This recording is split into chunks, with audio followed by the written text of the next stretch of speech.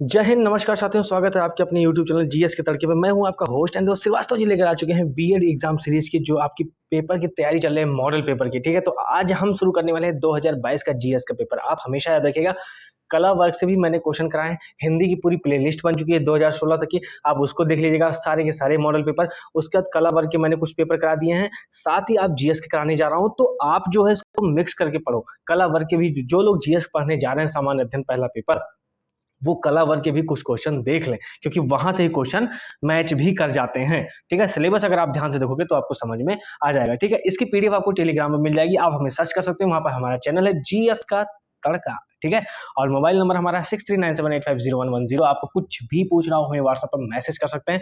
हाँ ठीक है, चलिए तो आज का हम लोग शुरू करते हैं। आज का पहला पेपर, और ये है मॉडल सॉल्व पेपर 2022। 2023 मैंने करा दिया है, अच्छे रिस्पॉन्स आ रहे हैं, आप उसे जाकर एक बार देख लो। इससे अच्छा मैं 2022 कराने वाला हूँ। ठीक है तो आप इसे लाइक से सब्सक्राइब जरूर करते रहो, जिससे कि हमारा हौसला बढ़ते रहे और हम काम अच्छे से और अच्छे से करें। ठीक है, तो आ जाओ पहले क्वेश्चन पे चलते हैं। पहला क्वेश्चन है कि पूर्व वैदिक आर्यों का धर्म मुख्यतः था भक्ति, मूर्ति पूजा और यज्ञ, प्रकृति पूजा और यज्ञ, प्रकृति पूजा और भक्ति। तो क्या था पूर्व वैदिक आर्यों का धर्म? तो पूर्व वैदिक आर्यों का धर्म प्रमुखता क्या था, ये आपको बताना है। इसका सही जवाब क्या हो जाएगा?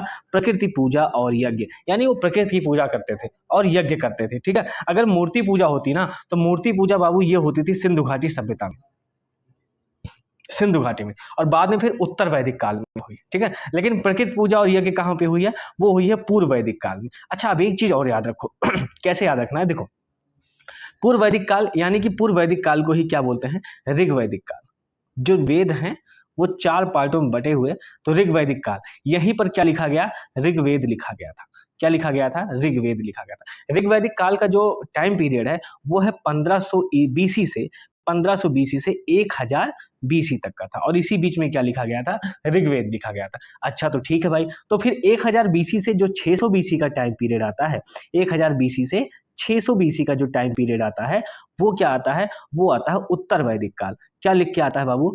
वो आता है उत्तर वैदिक काल। और उसमें क्या क्या हुआ? फिर उसमें लिखा गया है यजुर्वेद, यजुर्वेद, दूसरा है फिर उसके बाद सामवेद, और उसके बाद एक चौथा आया था आपका अथर्ववेद। तो ये 4 वेद इस तरीके से बने थे। पहला कौन था? ऋग्वेद था, दूसरे पे यजुर्वेद आया, तीसरे पे सामवेद आया, और चौथे पे अथर्ववेद आता है। ठीक है, चलो नेक्स्ट क्वेश्चन पे आते हैं कि भारत के किस स्थल की खुदाई से लौह धातु के प्रचलन के प्राचीन प्रमाण मिले हैं?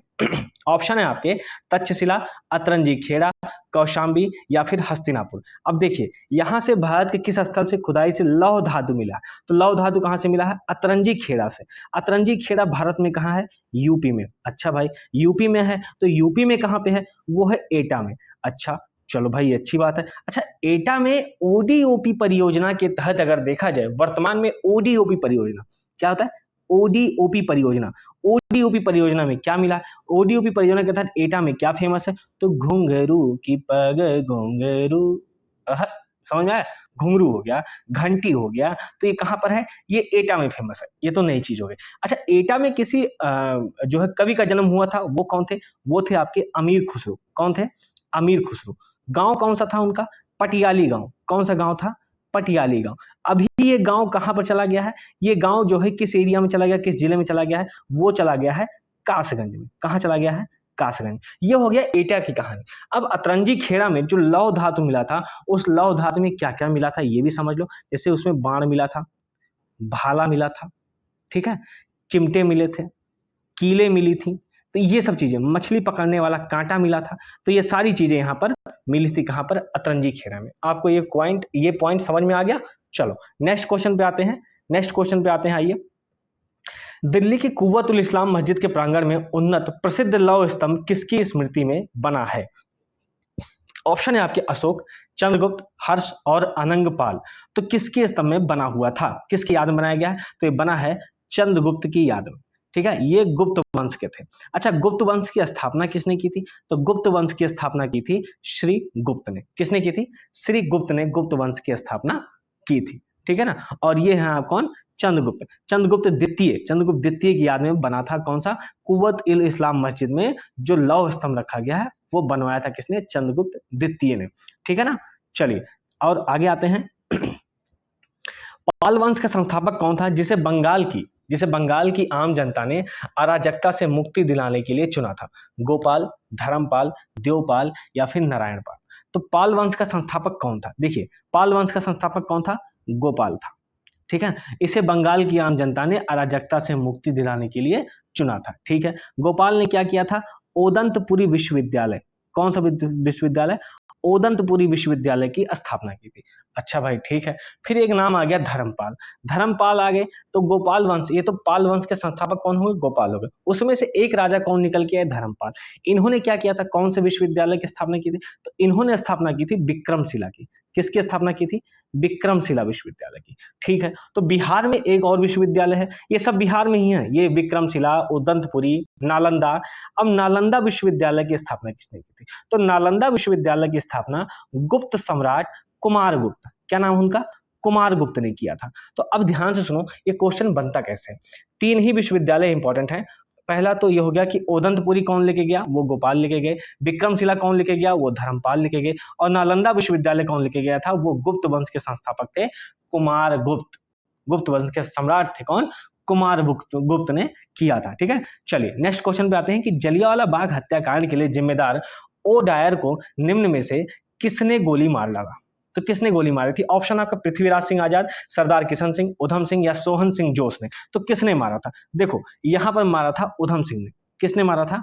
उधम सिंह ने उन्हें गोली मारी थी। अच्छा, तो ठीक है भाई, जलियांवाला बाग हत्याकांड क्यों हुआ था? देखो, एक एक्ट आया था जिसका नाम था रोलेट एक्ट। क्या नाम था?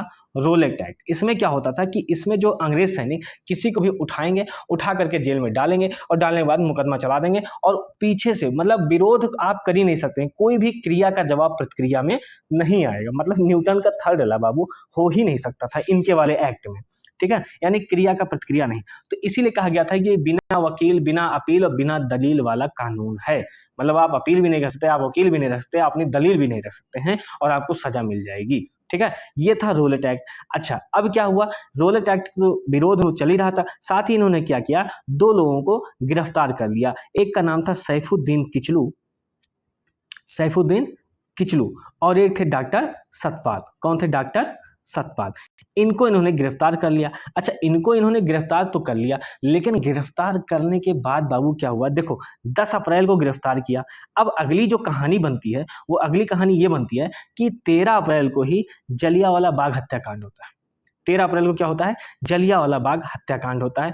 उसमें ही समस्या आती है जब डायर जो है वो 1000 लोगों पर, निहत्थे लोगों पर गोलियां मरवा देता है। तो 1000 लोग तो मारे जाते हैं, 1500 से ज्यादा लोग घायल हो जाते हैं बाबू, 1500 से ज्यादा लोग। अब इसमें क्या होता है? कांग्रेस क्या करती है? अपनी तरफ से एक कमेटी बना दी है जिसका नाम था तहकीकात कमेटी। क्या नाम था? तहकीकात कमेटी। और इसके अध्यक्ष किसको बनाया गया था? ट्रिपल एम मदन मोहन मालवीय जी को। अब देखो, इस बात को समझो। अभी मैं जो है कला वर्ग वालों को पढ़ा रहा था, उसमें भी यही आया था, मदन मोहन मालवीय और तहकीकात कमेटी। यकीन मानो, क्वेश्चन डिट्टो इधर से उधर होते हैं। तो ये मत समझो कि अगर आप जीएस पढ़ रहे हो, सामान्य अध्ययन पढ़ रहे हो, बीएड का पहला पेपर, तो ये जो भी लोग पढ़ रहे हैं सामान्य अध्ययन तो आप पढ़ोगे, पर चाहे आप साइंस से हो चाहे आप आर्ट ग्रुप से हो। लेकिन मेरी बात समझो, आप आर्ट ग्रुप के भी कुछ क्वेश्चन देख लेना, वो जरूरी है। ठीक है, जितने भी साइंस वाले हो, ये मत समझना कि अरे मेरा तो है ही नहीं, तुम्हारा भी हो जाएगा वो, क्योंकि तुम्हें जीएस पढ़ना पड़ेगा। आइए नेक्स्ट क्वेश्चन चलते हैं। किस आंदोलन को हिंदुओं और मुसलमानों दोनों का समर्थन मिला था? चंपारण सत्याग्रह, विभाजन विरोधी आंदोलन, असहयोग आंदोलन या भारत छोड़ो आंदोलन? इस क्वेश्चन को समझो पहले। अब इसमें है क्या? देखो, इसका सही जवाब पहले समझो। इसका सही जवाब है असहयोग आंदोलन। क्या है? असहयोग आंदोलन। असहयोग आंदोलन कब आया था? असहयोग आंदोलन शुरू हुआ था 1 अगस्त 1920 को। अच्छा, जैसे ही असहयोग आंदोलन गांधी जी ने शुरू किया था, इसी डेट को ही तिलक यानी बाल गंगाधर तिलक की मृत्यु हो गई थी। ये भी आपको याद रखना है। ठीक है, पहली चीज हो गई। तो हिंदुओं और मुसलमानों दोनों का समर्थन कैसे मिला था? चूंकि एक आया था आंदोलन खिलाफत आंदोलन। क्या आया था? खिलाफत आंदोलन, ये था मुसलमानों का। और उसमें गांधी जी ने ये कहा कि हम खिलाफत आंदोलन का समर्थन करेंगे, बदले में मुसलमान भाई लोग, जब मैं आंदोलन लेके आऊंगा तो आप लोगों को भी समर्थन करना पड़ेगा। तो फिर यही हुआ कि पहले खिलाफत आंदोलन शुरू हुआ 1919 में, उसका समर्थन गांधी जी ने पुरजोर किया था। और फिर बदले में इधर जब गांधी जी ने असहयोग आंदोलन शुरू किया तो फिर उसका जो है पूरा समर्थन दिया मुसलमानों ने। ठीक है। चलो अब इस क्वेश्चन में कुछ पॉइंट जो ऑप्शन वाले हैं वो समझ लो। जैसे कि चंपारण सत्याग्रह, ये कब हुआ था? ये हुआ था 1917 में। ये कहां पर हुआ था? ये हुआ था बाबू बिहार में, ठीक है। राजकुमार शुक्ल जी के कहने पर जो है वो गांधी जी कहां गए थे? वो बिहार गए थे, ठीक है। तो ये क्वेश्चन में आता है कि किसके कहने पर, किसके आवेदन करने पर गांधी जी बिहार गए थे, ठीक है। विभाजन विरोधी आंदोलन कब हुआ था? ये बाबू वही है जिसको बंग भंग आंदोलन आप लोग बोलते हैं ना, वही है बंग भंग आंदोलन। ये कब हुआ था? ये हुआ था बाबू 7 अगस्त 1905 को, ठीक है ना। ये बंगाल विभाजन आंदोलन इसी को कहते हैं, ठीक है। करजन इसी समय जो है वायसराय था, ठीक है। चलो असहयोग आंदोलन मैंने बता ही दिया कब आया था। अगला है भारत छोड़ो आंदोलन। भारत छोड़ो आंदोलन कब हुआ था बाबू भैया? ये हुआ था आपका 8 अगस्त। कब हुआ था? 8 अगस्त 1942 को, ठीक है ना। Quit India movement. डन। चलो नेक्स्ट क्वेश्चन पे आते हैं कि माउंट एटना जिसे यूरोप का सबसे सक्रिय ज्वालामुखी, अरे वाह क्या ही क्वेश्चन है, मस्त क्वेश्चन है। इसमें भी एक ट्रिक निकाल दूंगा, मजा आ जाएगा। माउंट एटना जिसे यूरोप का सबसे सक्रिय ज्वालामुखी माना जाता है, वह निम्नलिखित में से किस देश में स्थित है? तो आप सही से बता सकते हो किस देश में स्थित है। ऑप्शन आपके पुर्तगाल, स्पेन, ग्रीस और इटली। ये कहां पर है? ये इटली में स्थित है। तो माउंट एटना, अब जैसे समझो एक सक्रिय ज्वालामुखी होता है जो कभी भी उबाल मार देता है, वो क्या होता है? सक्रिय ज्वालामुखी होता है। एक शांत ज्वालामुखी होता है जो कई सालों में कहीं एक बार भुक भुक जलेगा, ठीक है। और एक होता है एकदम मृत ज्वालामुखी जो एक बार कभी भुक से जला होगा, अब उसमें तेल है ही नहीं, अब उसका तेल है ही नहीं, उसका पूरा तेल निकल चुका है, तो अब जलने की कोई संभावना है ही नहीं, वो मृत ज्वालामुखी होता है। अब सक्रिय ज्वालामुखी इंपॉर्टेंट होता है तो कहीं ना कहीं ये करंट के क्वेश्चन में आके बैठ जाता है, इसलिए सक्रिय ज्वालामुखी अक्सर पूछ लिया था। अब आपको कैसे याद रखना है? 5 IAS। कैसे? 5 IAS ऐसे तो लिखोगे। अब देखो जो एक IAS अधिकारी होता है वो सक्रिय होता है, बिल्कुल तगड़ा होता है, तड़तड़ होता है। अब कैसे याद रखना है? देखो ये जो 5 है ना, इसको तुम V समझो, V। तो V से क्या हो गया? विसुवियस। क्या हो गया? विसुवियस। ए से क्या होगा? एटना हो गया। और एस से क्या हो गया? स्ट्रोम्बोली हो गया। क्या हो गया? स्ट्रोम्बोली हो गया। और आई से क्या होगा? आई से निकालोगे इटली। अब देखो इटली में, अब मैं कलर चेंज कर लूं, देखो इटली में जो भी सक्रिय ज्वालामुखी हैं वो कौन कौन से हैं? एक तो विसुवियस हो गया, एक एटना हो गया और एक स्ट्रोम्बोली हो गया। और इसी में से बाबू भैया क्वेश्चन आता है। एक काम करो भैया, मैं आपके सामने कहता हूं, मैं आपसे रिक्वेस्ट करता हूं कि थोड़ा सा लाइक शेयर सब्सक्राइब कर दो बाबू भैया, ताकि मजा आ जाए यार। थोड़ा सा और रिसर्च करता हूं तो और मजा आता है, ठीक है। चलो अब एक चीज और याद रखना, क्या होता है कि जब आप यहाँ पे ग्रीस वाला ऑप्शन देखते हो ना, ग्रीस वाला, ये ग्रीस कहाँ पे? देखो ये ग्रीस यूरोप में है, ठीक है। जब आप इटली का मैप देखोगे, ठीक है, जब आप यूरोप का मैप देखोगे और उसमें जब इटली ऐसे लटकता हुआ अपने दोनों सैंडल वाले पैर ऐसे दिखाएगा, तो उसी के पास तुम्हें जो है ये ग्रीस दिखाई पड़ेगा। ये ग्रीस वही है जहां से सुकरात आते हैं। कौन आता है? सुकरात आते हैं। और सुकरात के शिष्य कौन है? प्लेटो। और प्लेटो के शिष्य कौन है? अरस्तु, ठीक है। कौन है? अरस्तु। आपको कैसे याद रखना है कौन किसका शिष्य है? तो यहाँ पे याद रखोगे सपा, SP और A।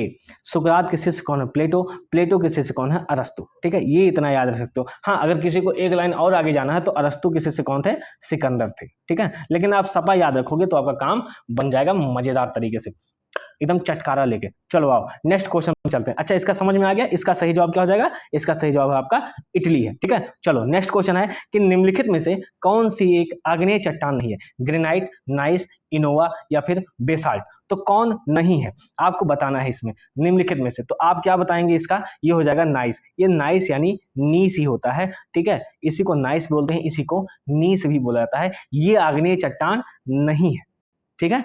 आग्नेय चट्टान नहीं है क्योंकि ये बाबू जो है ये रूपांतरित चट्टान है। कौन सी चट्टान है? रूपांतरित, यानी इसका रूपांतरण हुआ है, ठीक है। इसको दबाया गया है, इसको जो है जलाया गया है, मतलब बहुत ज्यादा टेम्परेचर दिया जाता है, बहुत ज्यादा प्रेशर दिया जाता है, तब जाके रूपांतरण होता है। तो बनता क्या है? नीस बनता है। अच्छा तो आग्नेय चट्टान कौन सी होती है? जब आप ज्वालामुखी देखोगे ना, तो ज्वालामुखी से जो लावा निकलता है ना, भर भर भर भर भर भर भर भर ऐसे बहता रहेगा, तो यही बनती है आग्नेय चट्टानें, ठीक है। ये होती हैं रवेदार। कैसे होती हैं? रवेदार होती हैं आग्नेय चट्टान, ठीक है। आपको समझ में आ गया? चलो नेक्स्ट क्वेश्चन पे आते हैं कि भारतीय वनस्पतिक सर्वेक्षण का मुख्यालय कहां पर है? देखो बोटेनिकल सर्वे ऑफ इंडिया कहां पर है? लखनऊ, उटकमंड, दार्जिलिंग या कोलकाता। आपको बताना है इसका सही जवाब। इसका सही जवाब क्या हो जाएगा? इसका सही जवाब आपका कोलकाता। क्या है इसका? कोलकाता, ठीक है। इसकी स्थापना कब हुई थी? तो 13 फरवरी 1980 को इसकी स्थापना हुई थी। डन, ठीक है। चलो नेक्स्ट क्वेश्चन पे आते हैं कि मानस राष्ट्रीय उद्यान कहाँ स्थित है? मध्य प्रदेश। बहुत मस्त क्वेश्चन, बहुत गजब क्वेश्चन। अभी देखो कैसे लगाते हैं, लप्पा लप लगाएंगे। देखो ध्यान से, मध्य प्रदेश, झारखंड, असम और पश्चिम बंगाल। अब समझो इस बात को, मानस राष्ट्रीय उद्यान। सबसे पहले ये समझो कि एक तो राष्ट्रीय उद्यान समझो कि राष्ट्रीय उद्यान कहाँ होते हैं।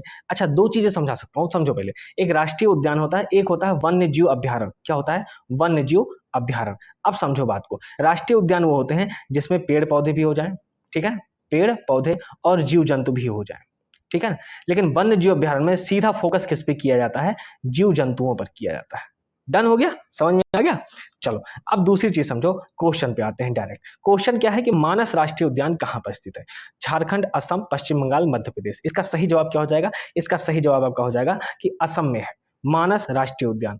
मानस हो गया, काजीरंगा राष्ट्रीय उद्यान हो गया, जहां एक सींग वाले गैंडे की बात होती है, तो काजीरंगा वाला राष्ट्रीय उद्यान एक सींग गैंडे के लिए फेमस है, एक सींग वाले गैंडे के लिए, ठीक है। ये पॉइंट हो गया यहां से। दूसरी चीज समझो, मध्य प्रदेश में कौन सा राष्ट्रीय उद्यान है? ये इस बार इंपॉर्टेंट हो सकता है मध्य प्रदेश वाला, क्योंकि मध्य प्रदेश में एक राष्ट्रीय उद्यान जो आपको सबसे ज्यादा इंपॉर्टेंट है वो है कूनो राष्ट्रीय उद्यान। कौन सा? कूनो नेशनल पार्क, ठीक है ना। राष्ट्रीय उद्यान मतलब नेशनल पार्क, तो कूनो नेशनल पार्क सबसे इंपॉर्टेंट है, क्योंकि इस बार जब नामीबिया हो चाहे साउथ अफ्रीका से जब टाइगर लाए गए थे, तो उनको कहां रखा गया था? उनको रखा गया था कूनो नेशनल पार्क में। कूनो नेशनल पार्क कहां पर है?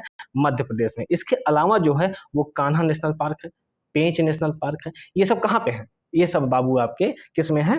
मध्य प्रदेश में। झारखंड में कौन सा राष्ट्रीय उद्यान है? झारखंड में एक ही राष्ट्रीय उद्यान है और उसका नाम क्या है? बेतला राष्ट्रीय उद्यान। क्या बोलते हैं उसको? बेतला, बेतला राष्ट्रीय उद्यान। और पश्चिम बंगाल में कौन सा राष्ट्रीय उद्यान सबसे इंपॉर्टेंट है? वो आपका सुंदरवन राष्ट्रीय उद्यान। कौन सा राष्ट्रीय उद्यान? सुंदरवन राष्ट्रीय उद्यान, ठीक है। तो इसका आप सही जवाब आपको पता चल गया होगा, इसका सही जवाब क्या है? असम है। चलिए देखिए, मैं थोड़ा टाइम लेता हूं, लेकिन मैं चाहता हूं कि चारों ऑप्शन में से कम दो ऑप्शन, तीन ऑप्शन आपको समझ में आने चाहिए, क्योंकि मॉडल पेपर जो है जब भी नेक्स्ट ईयर का क्वेश्चन बनेगा तो कहीं ना कहीं वो क्वेश्चन से सही ऑप्शन से उठा के चेंज कर देंगे। तो आप क्या करेंगे? इससे अच्छा कि आप तैयारी अपनी अपने तर्कस में वो तीर डाल के चलो, ठीक है। लेकिन साथ ही साथ लाइक से सब्सक्राइब करते रहो गुरु। चलो आगे बढ़ो। भारत में सबसे अधिक जैव विविधता संपन्न क्षेत्र कौन सा है? गंगा का मैदान, ट्रांस हिमालय, पश्चिमी घाट या फिर मध्य भारत?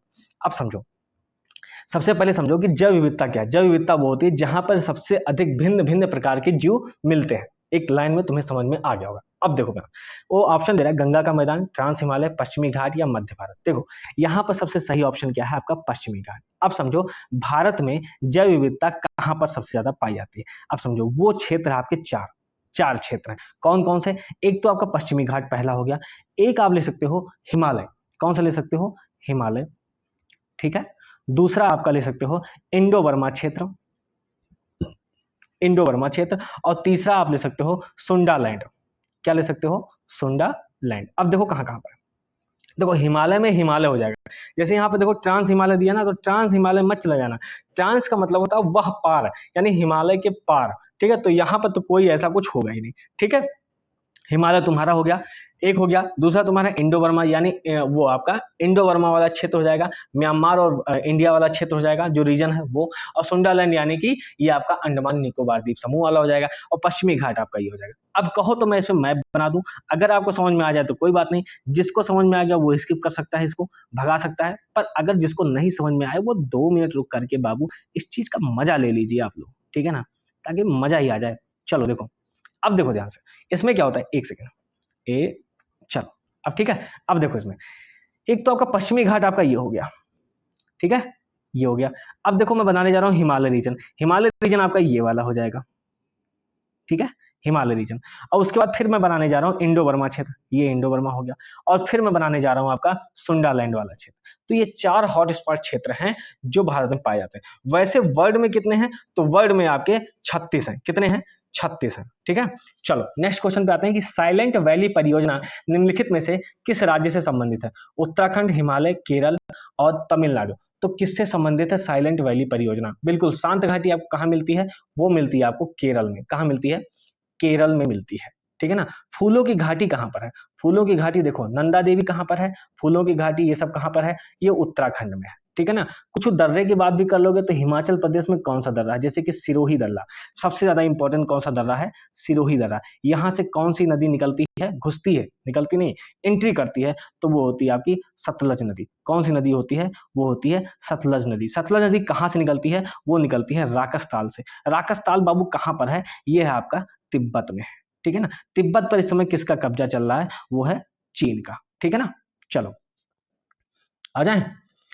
भारत में नागरिकों के लिए निर्धारित मत देने की न्यूनतम आयु क्या है, 18 वर्ष, 21 वर्ष, 16 वर्ष या फिर 20 वर्ष। तो भारत में नागरिकों के लिए जो है वो न्यूनतम आयु क्या रखी गई है। देखिए न्यूनतम आयु जो है वो रखी कितनी गई थी, अब आप ध्यान से सुनो कि 1989 से पहले जो न्यूनतम आयु थी वो कितनी थी, 21 वर्ष। कितनी थी, 21 वर्ष थी, ठीक है। लेकिन फिर क्या हुआ कि 61वां संविधान संशोधन हुआ। 61वां संविधान संशोधन कब हुआ, 1989 में, और उसके बाद फिर उम्र को घटा करके कितना कर दिया गया बाबू भैया, 18 वर्ष कर दिया गया। तो अब क्वेश्चन को ध्यान से समझो और अब टिक लगाएंगे कि भारत में नागरिकों के लिए निर्धारित मत देने की न्यूनतम आयु क्या है। समझ में आया, क्या है, तो कितनी है, 18 वर्ष। समझ में आ गया, डन। चलो, निम्नलिखित में से कौन सरकारी आयोग का सदस्य था, वी शंकर, के Hanumanthaiah, doctor S R Sen और ओ वी अलगेशन। तो देखिए इसका सही जवाब क्या हो जाएगा, इसका सही जवाब है आपका डॉक्टर एस आर सेन। देखिए सरकारिया आयोग का गठन कब हुआ था, 1983 में। कब हुआ था, 1983 में। इसमें क्या हुआ था कि केंद्र और राज्य यानी सेंटर और स्टेट के बीच शक्ति के संतुलन को दिखाना था कि कहीं ऐसा ना हो कि कौन किस पे भारी हो जाए, इसलिए हमें यानी सेंटर और स्टेट को शक्ति संतुलन के हिसाब से काम करना चाहिए। तो उसमें कौन कौन लोग थे बाबू भैया, उसमें देखिए एक तो शिवरामन थे। सरकारिया आयोग है तो एक सरकारिया आदमी था जिसका नाम क्या था बाबू, उसका नाम क्या था, उसका नाम था राजेंद्र सिंह सरकारिया। तो राजेंद्र सिंह सरकारिया हो गए। दूसरे थे एक शिवरमन और एक थे एस आर सेन, ठीक है ना। तो ये तीन लोग थे। चलिए नेक्स्ट पे आते हैं। ये भारत में निर्वाचनों का अधिक्षण, निर्देशन और नियंत्रण किसमें निहित है। देखिए इस क्वेश्चन को समझिए, ये सीधा सीधा चुनाव आयोग की बात कर रहा है। ECI, election commission of India की बात करता है। किसकी बात करता है, इलेक्शन कमीशन ऑफ इंडिया के। तो भारत के निर्वाचन आयोग अधिक्षण, भारत में निर्वाचनों का अधिक्षण, निर्देशन और नियंत्रण किसमें निहित होता है। तो क्वेश्चन नंबर 15 का सही जवाब क्या हो जाएगा, भारत के निर्वाचन आयोग यानी election commission of India ECI में निहित होता है। ये अनुच्छेद किसके अनुच्छेद के अंतर्गत आते हैं, अनुच्छेद 324 के अंतर्गत आते हैं, ठीक है।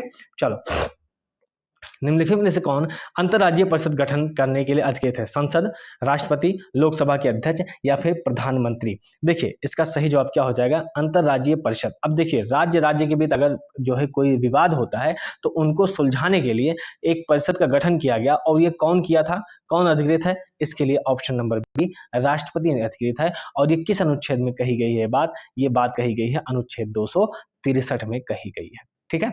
चलो नेक्स्ट क्वेश्चन पे आते हैं कि भारतीय संविधान के अनुच्छेद में यह घोषणा की गई है कि इंडिया अर्थात भारत है राज्यों का संघ, एकात्मक विशेषताओं वाले संघीय राज्य, संघीय विशेषताओं वाले संघीय राज्य या संघीय राज्य। अब समझिएगा इस बात को, तो भारतीय संविधान के अनुच्छेद में यह घोषणा की गई है कि इंडिया अर्थात भारत है राज्यों का संघ। यहाँ पर अनुच्छेद 1 लिखना चाहिए था कि अनुच्छेद 1 में कहा गया है, ठीक है ना, क्योंकि भारत एवं राज्यों का संघ जो है वो भाग 1 में कहा गया है। भाग 1 में क्या कहा गया है, भारत एवं राज्यों का संघ। उसमें से 1 से 4 तक, भाग 1 से लेके 4 तक ये है।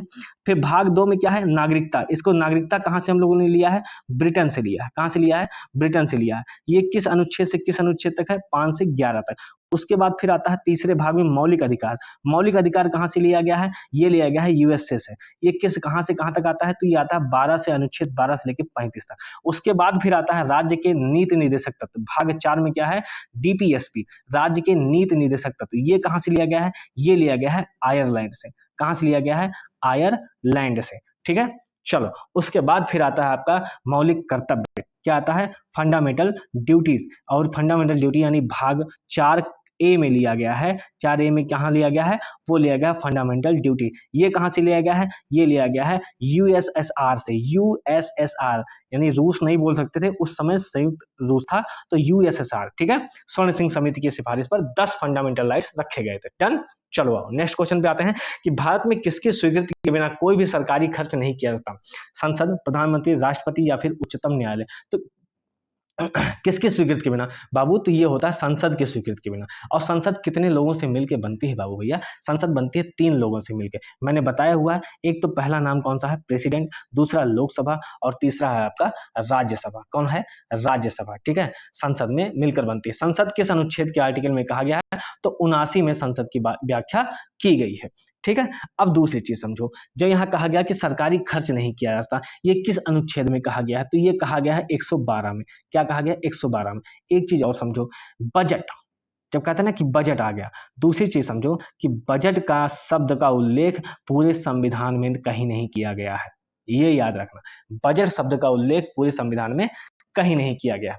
चलो नेक्स्ट क्वेश्चन पे आते हैं। क्वेश्चन नंबर 19 है कि गरीबी हटाओ, एक सेकंड, गरीबी हटाओ का आह्वान किस पंचवर्षीय योजना में सम्मिलित किया गया था? चौथी, पांचवी, छठवीं या फिर सातवीं? तो गरीबी हटाओ का आह्वान किस पंचवर्षीय योजना में किया गया है?